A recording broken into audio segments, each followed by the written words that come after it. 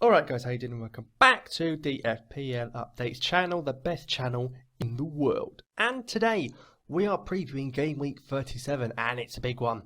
It might be the end of the season, but lots of games still to be played, lots of things up for grabs, plenty to be decided in the table and plenty of points on offer. It all kicks off Saturday 12:45 and then stretching into the midweek with a gap in between no Monday Night Football, I'm afraid.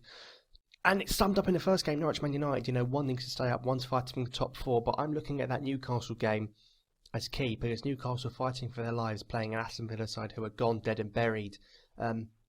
Andros Townsend looks a really good pick, that cheap midfield English option ahead of Dele Alli who's been suspended, but they do only play once. It's up to you if you want to take that risk on a player who only plays once ahead of players who play twice but might not necessarily score a goal or keep a clean sheet. But as we head through the fixtures, and it sounds as if I'm reading the weather, but I'm not, it's just because it's the morning and I don't usually record in the morning. Leicester have won the league, they want to go out in style at home to Everton. No Danny Drinkwater, but Jamie Vardy is back, might be worth a pick for him. Vardy would really want to finish the last home game of the season in style, but the big team for this game week are West Ham with 2 home games, the last 2 home games ever at the Bowling Ground as they move into the Olympic Stadium.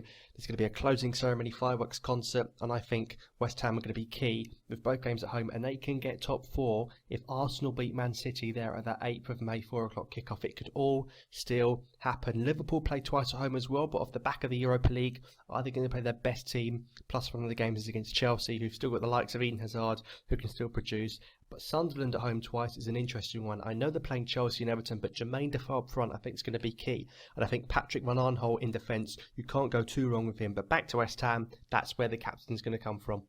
And it's that man, Dimitri Payet, who is the captain. Set pieces galore getting involved. He can score a free kick from pretty much anywhere. He's just won Hammer of the Year.